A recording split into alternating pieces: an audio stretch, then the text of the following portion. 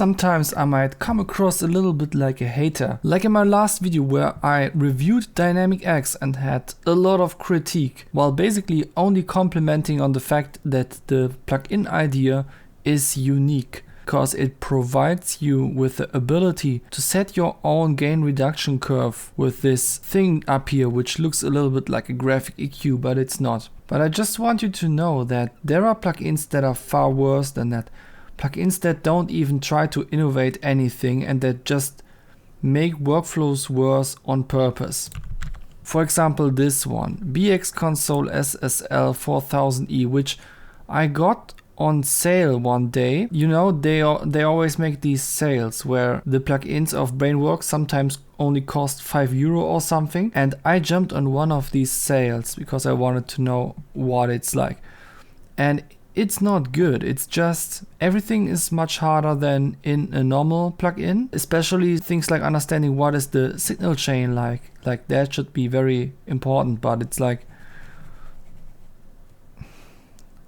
these are the kind of plugins that I don't even make videos about. So when I make a video about a plugin, even if I have a lot of critique, then that's already a compliment. Okay, just so you know. And now we are talking about compression again, because this compressor, Richter Tectonic Compressor by Cleveland, is currently available for free with a code, and this redeem code and the link that you need is in the description of the video, and I hope that it still works while you are using it, because I just already tried this plugin and I think it's pretty cool. I mean, if I were you, I would first of all just download this now, because you never know how long these redeem codes work. But you should stay in this video and check out how it transforms the following drums.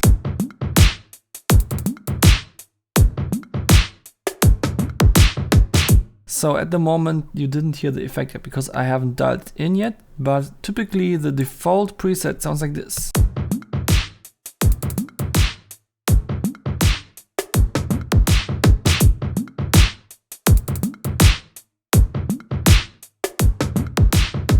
So it's a little bit of a more squeezed version of the same sound, basically, in the default preset.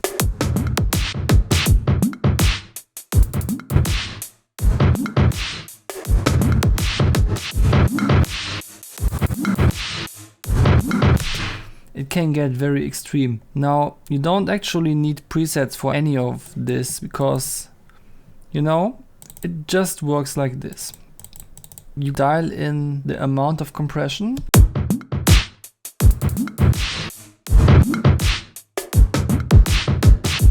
And after you have dialed in the amount of compression, you bring back transients.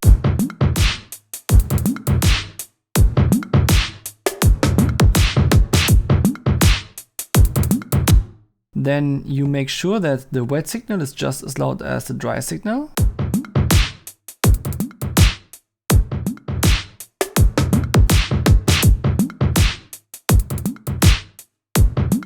And then you can finally check out which dry wet value is the best one.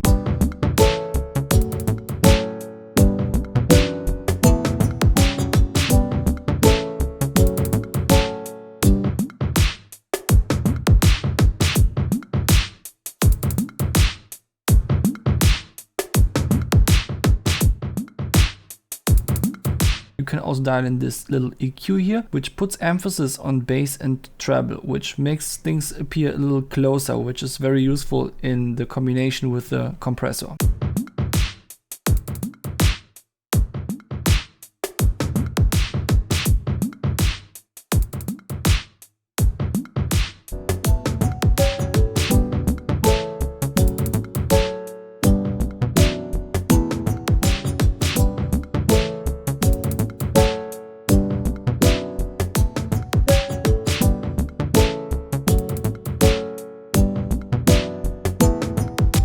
Now I gotta say, keeping it more on the dry side actually makes sense here, because this is a very slow beat. It's on 164 BPM, but it's actually written in halftime, as you can hear, and the release times of this compressor seem to be rather fast. Also, changing the boost parameter doesn't really seem to change anything about that.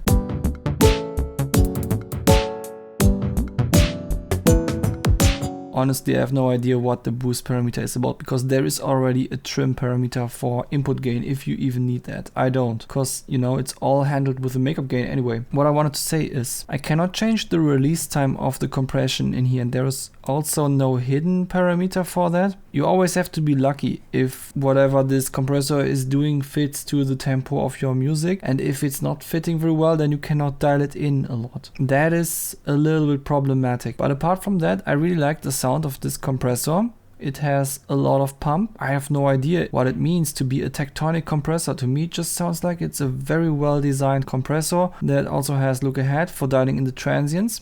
Actually, does this thing have latency? So 17.8 milliseconds. Now we deactivate this and 4.8. Yeah, so this has a lot of latency, and I suppose the transients parameter is just doing what look ahead does in the compressor, and that's it. But yeah, I have no idea.